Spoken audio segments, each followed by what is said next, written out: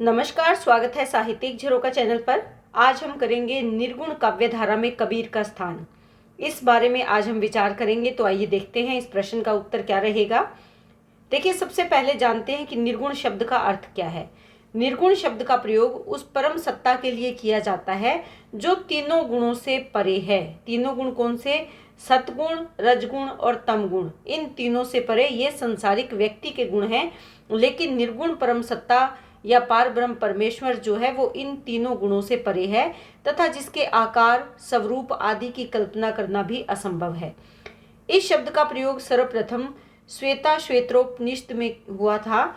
इसी प्रकार श्रीमद् भागवत गीता में तथा शंकराचार्य ने भी उस परम तत्व को निर्गुण कहा है, जिस पर इस संसार के किसी भी जीव का गुण आरोपित नहीं होता, उसे क्या कहते हैं? निर्गुण। तो यहाँ पर निर्गुण काव्यधारा की अगर हम बात करें तो निर्गुण काव्यधारा से अभिप्राय उस काव्यधारा से है जिसमें निर्गुण ब्रह्म की उपासना की गई है।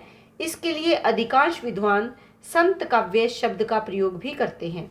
आचार्य रामचंद्र शुक्ल ने भक्ति काल में निर्गुण काव्यधारा के अंतर्गत जिसे ज्ञान मार्गी शाखा भी कहा है, वही संत काव्यधारा या निर्गुण काव्यधारा के नाम से जानी जाती है। आपको ये ध्यान में रखना है कि आचार्य रामचंद्र शुक्ल ने उसे क्या कहा है? ज्ञान मार्गी शाखा कहा है। उसी को संत काव्य या निर्गुण काव्यधारा के नाम से जाना जाता है। हिंदी साहित्य में निर्गुण काव्यधारा का जो मूल स्रोत है वो 84 सिद्धों तथा 9 नाथों की रचनाओं में मिलता है। यानी जो मूल या प्रारंभ है वो कहाँ से मिलता है? 84 सिद्ध और जो 9 नाथ हुए हैं उनकी रचनाओं में। सिद्धों व नाथों ने अंधविश्वास का विरोध किया। उसका प्रभाव जो उसकी प्रवृत्ति थी परवर्ती संत कवियों पर भी, यानी उसके बाद में जो संत कवि आए, या आप यहाँ पर लिख सकते हैं बाद के संत कवियों पर भी स्पष्ट दिखाई देता है। निर्गुण काव्यधारा के प्रवर्तक महाराष्ट्र के दर्जी जाति के संत नामदेव को माना जाता है। उन्होंने पूरे देश में भ्रमण करके जाति पाति के भेदभाव को समाप्त करने, निर्गुण ब्रह्म की उपासना करने आदि विचारों का प्रचार किया। उत्तर भारत में त्रिलोचन, सदन, बनी, रामानंद आदि संत कवियों ने इस काव्यधारा में अपना योगदान दिया। रामानंद के शिष्यों में धन्नाराम, पीपा, रैदास, कबीर आदि संत कवियों ने इस काव्य को आगे बढ़ाने में अपना विशेष योगदान दिया। इसके अतिरिक्त अगर हिंदी साहित्य की बात करें तो निर्गुण काव्यधारा के प्रमुख कवियों में रविदास, गुरु नानक देव, धर्मदास, हरिदास निरंजनी, दादू दयाल, सुंदरदास, मलूक दास आदि के नाम भी उल्लेखनीय हैं। इसमें सबसे पहले देखिए, हमें यहाँ पर निर्गुण कवियों में कबीर दास का स्थान निर्धारित करना है, तो उसके लिए हमें निर्गुण कवियों में के बारे में जानना होगा। तो सबसे पहले यहाँ पर बात करते हैं धर्मदास की। ये कबीरदास के शिष्य माने जाते हैं। उनकी रचनाओं पर कबीरदास के विचारों का स्पष्ट प्रभाव देखा जा सकता है, परंतु इन्होंने समाज में प्रचलित पाखंडों का विरोध कम ही किया है तथा प्रेम तत्व को अपनी वाणी में अधिक प्रचार किया है। इनकी भाषा कौन सी है? पूर्वी हिंदी है। इन पर भी कबीर के काव्य का प्रभाव स्पष्ट रूप से देखा जा सकता है। उसके बाद दूसरे हैं गुरु नानक देव। गुरु नानक देव सिख संप्रदाय के प्रवर्तक माने जाते हैं। इन्होंने निर्गुण काव्य पर आधारित अनेक भजनों की रचना की जो ग्रंथ साहिब में संकलित है। उनकी रचनाएं पंजाबी व ब्रज भाषा में है। उनकी रचनाओं में भी कबीरदास के विचारों का साम्य देखा जा सकता है। उसके बाद हरिदास निरंजनी की अगर बात करें तो उनकी गणना निर्गुण व सगुण काव्यधारा के कवियों में की जाती है, परंतु निर्गुण काव्यधारा से संबंधित अभी तक उनकी कोई भी प्रमाणिक रचना प्राप्त नहीं हुई है। इसी प्रकार कवि रैदास की अगर बात करें तो रैदास और रविदास, इन दोनों नामों में मतभेद है। कुछ रैदास और रविदास को एक ही व्यक्ति स्वीकार करते हैं। इनका भी अभी तक कोई प्रमाणिक ग्रंथ या रचना प्राप्त नहीं हुई।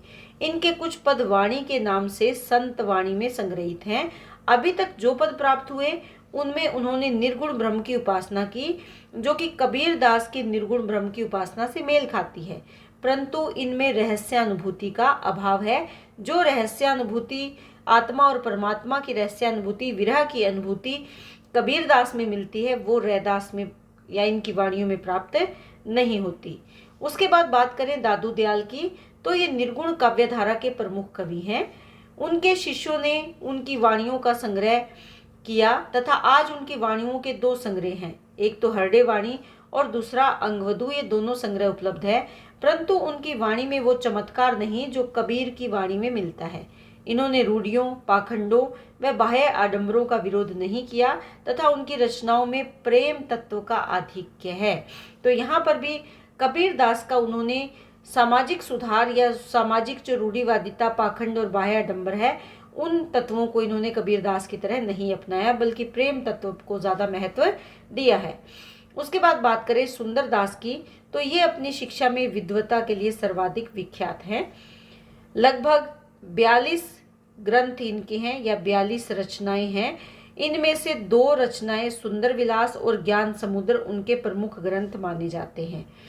इन्हें काव्य शास्त्र का पूरा ज्ञान था, यही कारण है कि उनकी भाषा स्वच्छ व सराहनीय है, परंतु वह अन्य संत कवियों की भाषा के समान जन साधारण की भाषा से जुड़ी हुई प्रतीत नहीं होती। क्योंकि देखिए, जिनको काव्य शास्त्र का ज्ञान था तो निश्चित है कि उन्होंने काव्य शास्त्रीय नियमों का या व्याकरणिक दृष्टिकोण का अपने काव्य में पालन किया होगा या किया है, जबकि साधारण जनता काव्य शास्त्र के बारे में नहीं जानती उसे, क्योंकि उस समय अधिकतर जो सामान्य वर्ग था वो पढ़ा लिखा नहीं था। तो काव्य शास्त्रीय नियमों से होने के कारण ये इनकी भाषा साधारण जनता से दूर हो गई, उनसे जुड़ी हुई प्रतीत नहीं होती। इनकी रचनाओं में निर्गुण ब्रह्म, अद्वैतवाद, नारी निंदा आदि निर्गुण काव्य धारा की प्रवृत्तियां तो मिलती है, लेकिन वह भी कबीर की विचारधारा से मेल नहीं खाती। तो यहाँ पर सुंदर दास की 2 रचनाएं हैं, ये आपको ध्यान में रखना है। उसके बाद बात करते हैं कबीर दास की। देखिए, संत कवियों में कबीर दास ही एकमात्र ऐसे कवि हैं जिनकी रचनाओं में संत काव्य की सभी प्रवृत्तियां दिखाई देती है।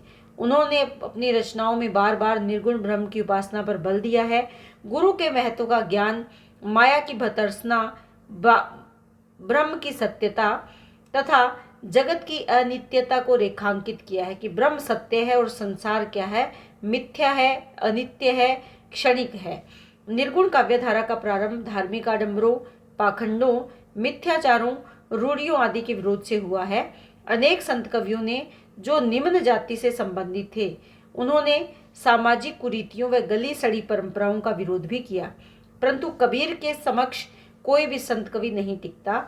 कबीर दास ने न केवल जाति पाति, वर्णाश्रय व्यवस्था आदि का विरोध किया, बल्कि समाज के 2 बड़े समुदाय कौन कौन से, हिंदू और मुसलमान के बीच में जो मतभेद था उसको भी समाप्त करने के लिए साहसिक कदम उठाया है।